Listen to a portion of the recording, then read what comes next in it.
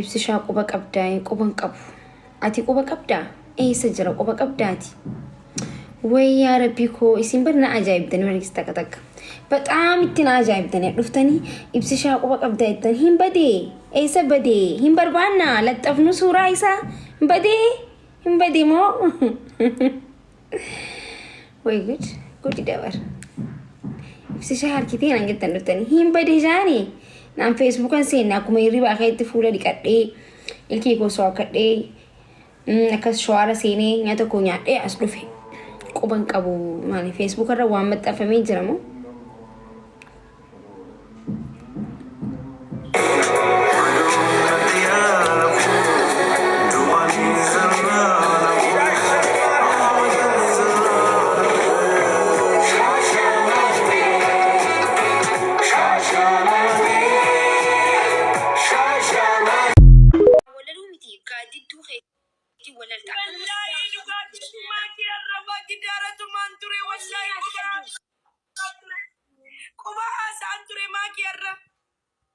Cecun gadi tuh hewan.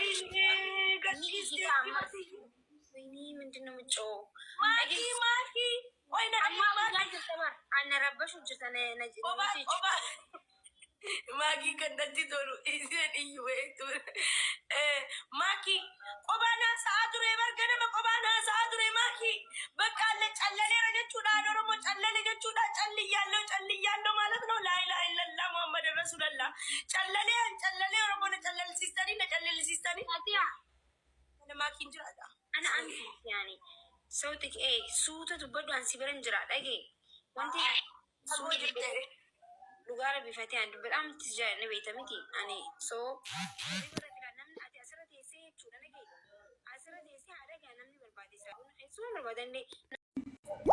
Wait guys, gero akana fi inni wal arkinu faqa ichun bar ya ambarra kanni bar anis rakadi nin sakade ifshan dhufu dima qoy yom wal futa yom malta qoy dhiistani mo wal dhiisu deemtan gaafin nama kuni ya rabbi kiyya yom khairan al hay kam yom dhufare isa si akan hay yom daytare subhanallah amma fa finin fiigaa yoon nama arkeena karaa kanarratti haa itoo Itoophiyaa jaallatamtoota fi kabajamtoota hordoftoota fayyisee taatan hunduma keessanii kan itti nageenya kan jaalala isin bira haa ga'u isiniin jecha har'a viidiyoo biraa qabadhee isiniif dhiyaatee jira hanga dhuma viidiyoo kiyyaatitti na wajjin turaadha warroonni maatii fayyisee taatan viidiyoo kee sabiskiraayib laayikii sheerii gochuudhaan akkasumas jabaadhu warra jettan guddaa galata qabdan isiniin jechuun barbaada akkasumas warroonni maatii fayyisee tuubitti makamuu barbaadan fayyisee tuub jettanii gama maatii kiyyaatitti yoo dhuftan sissimachuun jaaladha manni kiyya mana keessa ana dhufu sinin jecha egaa viidiyoon ani har'a qabadhee isiniif dhiyaadhe akkuma beektan ka torbee tokkoon dura ibsisha maakii karaa biyyaa galee jira yeroo karaa biyyaa garuu turtii Finfinnee keessatti hiriyoota isaa maatii isaatiin simatamee Finfinnee irraa karaa Boolee irraa karaa Baalee Sookeetii kan turedha haa ta'u malee ibsishaan ergaa gara online irratti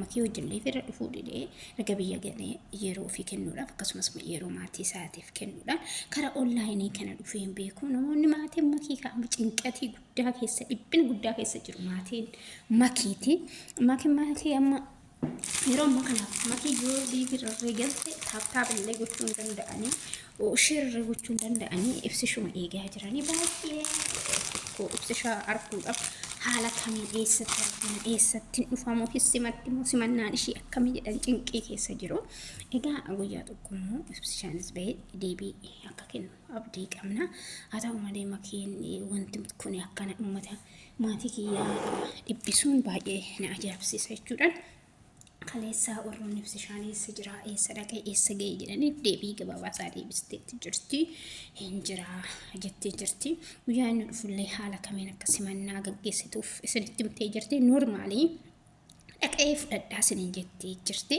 egaa ibsishaa fi makii namoonni baay'een jechuudha akka isaan walitti dhufanii walitti dhufeenya isaanii argan hedduun isaanii gogga'anii yookiin immoo yetu hawwiidhaan kan eeggachaa jiran ta'uun isaa sooshaal miidiyaa kana guutuudha egaa isaan lamaan immoo rabbiin akka wajjin ga'ee gammachuu isaanii wajjumaan nu argisiisu abdii qabna.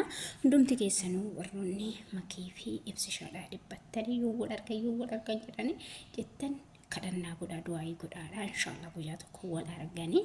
Egaa viidiyoon har'aaf qabadhe isiniif yaadda asumarratti xumura. Viidiyoo biraatiin hanga walitti deebinutti nagaan turaadha.